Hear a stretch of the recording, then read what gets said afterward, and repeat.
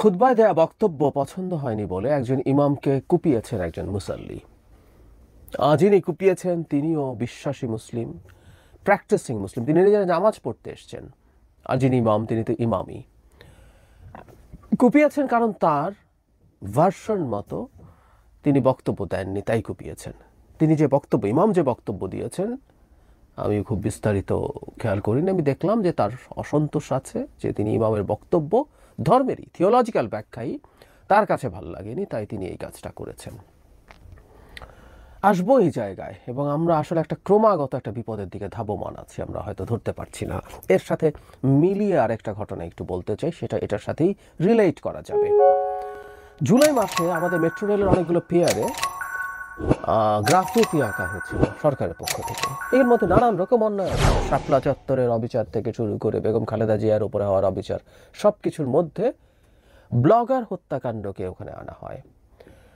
সেই ব্লগার হত্যাকাণ্ডের মধ্যে যারা হত্যাকাণ্ডের শিকার হয়েছিলেন, কারো কারো ছবি এঁকে সেই হত্যাকাণ্ডটাকেও ফুটিয়ে তোলার চেষ্টা করা হয়েছে।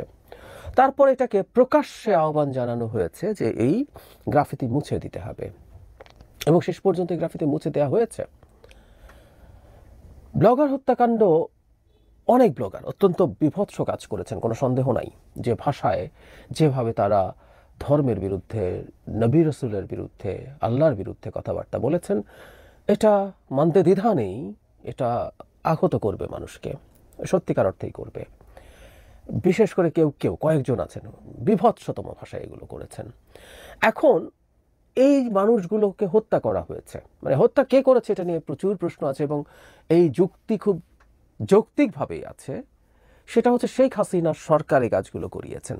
যুক্তিটা কেন আমি বলি, 14 সালের নির্বাচনের সময় শেখ হাসিনা চেষ্টা করেছেন বিশ্বকে এবং দেশের মানুষকে এটা বোঝানো, শেখ হাসিনা যদি ক্ষমতায় না থাকেন বাংলাদেশ ইসলামী এক্সট্রিমিস্ট বা জঙ্গিদের হাতে চলে যাবে।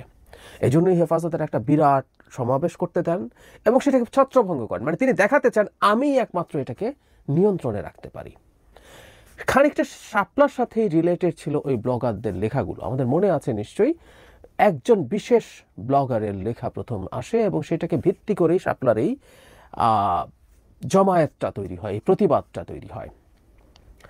তাহলে আমরা খেয়াল করব এই প্রত্যেকটা জিনিস আদতে শেখ হাসিনার পক্ষে গেছে, শেখ হাসিনাই করতে দিয়েছেন। ব্লগার হত্যাকাণ্ড যখন হলো তখন এটাকে জঙ্গিদের কাজ এটা পোট্রে করা গেল সামনে, এবং এটা শেখ হাসিনাকে ক্ষমতায় থাকায় সাহায্য করেছে। এটা শেখ হাসিনা করেছে নাকি কেউ অতি উৎসাহী হয়ে করেছেন সেটা সরিয়ে রেখে বলছি। আমি মনে করি এটা শেখ হাসিনা করিয়েছেন, এটা শেখ হাসিনার চক্রান্ত, কেউ তর্ক করতে পারে না, আমি সরিয়ে রাখি। কিন্তু এই কাজগুলো শেখ হাসিনার ন্যারেটিভকে জাস্টিফাই করতে, এস্টাবলিশ করতে দুর্দান্তভাবে সাহায্য করেছে, এটা নিয়ে তো কোনো কনফিউশন নেই। এখন সেই মানুষগুলো যখন হত্যাকাণ্ডের শিকার হয়েছেন, সেটা শেখ হাসিনা করুক বা আর কেউ করুক, কারো কাছে এতই খারাপ লেগেছে তিনি খুন করে ফেলেছেন, হোয়াট এভার ইট ইজ, তখন তাদেরকে খুন করার আহ্বানও প্রকাশ্যে জানানো হচ্ছিল।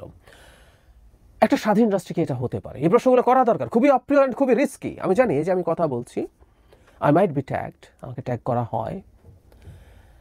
আমি ছাত্র ইউনিয়ন করতাম, জীবনে কোনোদিন ছাত্র রাজনীতি করিনি, কোনোদিন। আমি ঢাকা মেডিকেল কলেজে পড়াশোনা করেছি, যে কেউ খোঁজ নিলে জানতে পারবেন। সেটা বিষয় না, ধর্মবিদ্বেষী, ধর্মবিরোধী, এটা একটা দিয়ে দেয়া গেল তো, যে কাউকে দিয়ে দিলেই তো তার জীবনকে বিপন্ন করে ফেলা যায়, সেটা হতে পারে। সেই ঝুঁকি নিয়েই কথা বলছি, সত্যিই সেই ঝুঁকি নিয়ে কথা বলছি। একটা রাষ্ট্রে কোনো মানুষ অপরাধ করেছে, সেটা আমার যত খারাপ লাগুক না কেন, আমাকে যত আহত করুক না কেন, এটারও কেউ ব্যাখ্যা দেন যে রাষ্ট্র দরকার নেই, নিজেই খুন করে ফেলা যাবে। কিন্তু একটা রাষ্ট্রে বসবাস করতে হলে এই নিয়মগুলো মেনে বসবাস করতে হয়। আর কেউ যদি খুন হয়ে যায়, হত্যাকাণ্ডের শিকার হয়ে যায়, সেই হত্যাকাণ্ডের বিচার হতে হয়, যে কেউ যেই করুক না কেন, যেই কারণেই করুক না কেন। আবারও আমি জানি এই হত্যাকাণ্ডের বিচার করার দরকার নেই, এই হত্যাকাণ্ড জায়েজ আছে, এই ন্যারেটিভ বা এই মতামত, এই ফতোয়া কেউ দেন, আমি জানি, জেনেই বলছি এগুলো। ফলে একটা রাষ্ট্রে যখন এই ঘটনাগুলো ঘটে, এগুলোর বিপদ কোন জায়গায় যাবে আমি সেখানেই যাব। দেখি এবার না হয় নাস্তিকরা হত্যাকাণ্ডের শিকার হয়েছিলেন গতবার, এবার এমন একজন মানুষ হামলার শিকার হলেন, তিনি ঘটনাচক্রে বেঁচে আছেন, তাকেও হত্যা করার চেষ্টা হয়েছিল, যিনি নাস্তিক তো ননই, বিশ্বাসী এবং গভীরভাবে বিশ্বাসী মানুষ। তিনি উচ্চতম ডিগ্রি নিয়েছেন দেশের বাইরে থেকে ইসলামের ওপরে। তিনি একটা মসজিদের ইমাম, তার পেছনে অনেক মুসল্লি নামাজ পড়ে। তার সাথে ডিফারেন্স হচ্ছে কিছু কিছু ব্যাপারে তার পয়েন্ট অফ ভিউ আরেকজনের সাথে মিলছে না, তাই তাকে কুপিয়ে দিতে হবে, কুপিয়ে ফেলতে হবে, হত্যার চেষ্টা করতে হবে। আমরা তাহলে কোন দিকে যাচ্ছি এটা বুঝতে হবে, আমরা আসলে কোন দিকে যাচ্ছি। আমার মনে পড়লো খুবই বিখ্যাত একজন মানুষ, মাওলানা ফারুকি, তার কাফেলা নামে একটা প্রোগ্রাম অনেকেই দেখতেন। শোনা যায়, আমি নিশ্চিত নই যে তাকেও তিনি হত্যাকাণ্ডের শিকার হয়েছেন। পূর্ণাঙ্গ তদন্ত হয়ে সব কিছু বেরিয়েছে কিনা আমি নিশ্চিত নই, কিন্তু তখন বহুদিন এই আলাপ ছিল তাকেও হত্যা করেছেন এমন একটা অংশ যারা তার ধর্মের ইন্টারপ্রিটেশন, তার ধর্মকে দেখার ধরনকে ডিনাউন্স করে, পছন্দ করেনি। এই প্রবণতা যদি চলে, এই প্রবণতা আমাদের সমাজে আছে। আমরা আসলে এখন ধর্মের অনেকগুলো স্কুল অফ থটস একটা সমাজে আসলে একসাথে থাকতে পারছি না, পরস্পরের বিরুদ্ধে সংঘাতে জড়িয়ে পড়ছি, এক পক্ষ আরেক পক্ষকে কাফের বলছি, এবং কাফের যদি বলা যায় তাহলে তো তাকে হত্যা করার, নিজে নিজে হত্যার সিদ্ধান্তও নেওয়া যায়। এই ধরনের মানসিকতা, এই ধরনের চিন্তার অস্তিত্ব আমাদের সমাজে আছে। বিপদ হচ্ছে এগুলো প্রত্যেকটাকে বাংলাদেশে জঙ্গিবাদের উত্থান হিসাবে দেখানো যাবে। আগে শেখ হাসিনার সুবিধা ছিল, শেখ হাসিনা জঙ্গিবাদের উত্থান দেখাতেন এবং অনেক ক্ষেত্রেই অনেককেই ধরে গ্রেফতার করে, শুধু না ক্রস ফায়ারে দিয়ে, জঙ্গি নাটক সাজিয়ে, ঘরের মধ্যে বোমা মেরে তাদেরকে হত্যা করে, এসব করে দেখাতেন যে তিনি সেফিয়ার। এখনকার ন্যারেটিভ সেটা তো আর হবে না, অন্তত এই সরকারের সময়টাতে। দীর্ঘদিন থেকে, মানে 5 আগস্টের পরবর্তী সময় থেকে ভারত সরকার খেয়ে না খেয়ে এটা এস্টাবলিশ করার চেষ্টা করেছে বাংলাদেশে একটা জঙ্গি গণ অভ্যুত্থান হয়েছে, জঙ্গিরা মুভমেন্ট করেছে, এবং সেটার ফল ডক্টর ইউনূস এসছেন। ডক্টর ইউনূসের মতো মানুষ থাকার পর ওই ন্যারেটিভ, আমাদের হাজারে হাজারে লাখে লাখে মেয়ে নারীরা রাস্তায় থাকার পরও এই ন্যারেটিভ তৈরির চেষ্টা হয়েছে। কারণ 5 আগস্ট পরবর্তী সময় অনেক কিছু ঘটেছে যেগুলোকে খানিকটা হলেও এভাবে ব্যাখ্যা করা যায়। আমাদের নিউ ইয়র্ক টাইমসের রিপোর্টার কথা মনে আছে নিশ্চয়ই, সেখানে অনেকগুলো ঘটনাকে আমি বহুবার সেই ঘটনাগুলোর কথা বলেছি, সামনে এনে বলা হচ্ছে যে এই ধরনের ইসলামিক এক্সট্রিমিস্টরা এক ধরনের ওপেনিং দেখছে, তারা তাদের সম্ভাবনা দেখছে। অনেক ক্ষেত্রে সরকার তো আসলেই নির্বিকার ছিল, ভীষণ রকম নির্বিকার ছিল। এখন আমরা যখন এই কাজগুলো করি, আমরা যখন এগুলোকে বাহবা দিই, কেউ কেউ বাহবা দিচ্ছেন এই ইমামকে কোপানোকে, কারণ তারা মনে করেন যে যিনি এই কাজটা করেছেন তিনি সঠিক কাজ করেছেন, এই ক্ষেত্রে রাষ্ট্রের আর কোনো রকম কোনো দায়িত্ব নাই, এই দায়িত্ব নিজ হাতে আমরা নিয়ে নিতে পারি এবং এই কাজগুলো করতে পারি। দীর্ঘদিন থেকে এই আলাপগুলো আছে। বাংলাদেশকে একটা জঙ্গি রাষ্ট্রের তকমা দেওয়ার পথে আমরা ধরে টেনে নিয়ে চলে যাচ্ছি, এবং বিরাট একটা অংশ হচ্ছে আসলে এই সরকারের নির্বিকার থাকার কারণে। এই সরকারি জায়গাগুলোতে একেবারেই নির্বিকার থাকে, অ্যাডমিনিস্ট্রেটিভ পদক্ষেপ প্রায় সব ক্ষেত্রে নেয় না, খুব অল্প কিছু ব্যতিক্রম ছাড়া। এই নির্বিকার থাকাগুলো অনেককে আরও সাহসী করে তুলবে এবং এই বিপদ আরও বাড়াবে।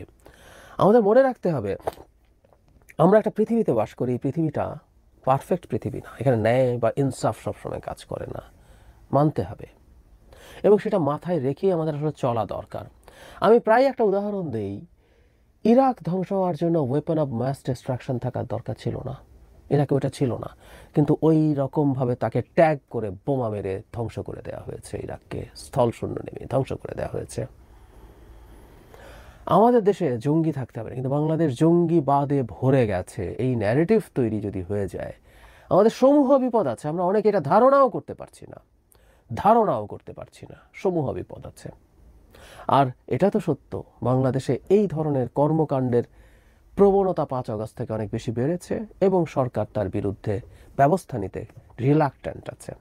ফলে একটা ন্যারেটিভ তৈরি করা যাবে না তা বলছি না, বিশেষ করে ভারত যখন আমাদের শত্রু। এটা শুধু ভারতীয় মিডিয়া না, ভারতীয় মিডিয়াকে অনেকে বলতে পারেন যে সে তার ইচ্ছা করে করছে। সারা পৃথিবীতে প্রচুর টপ মিডিয়াতে ভারতীয় বংশোদ্ভূত মানুষজন গিজগিজ করছে।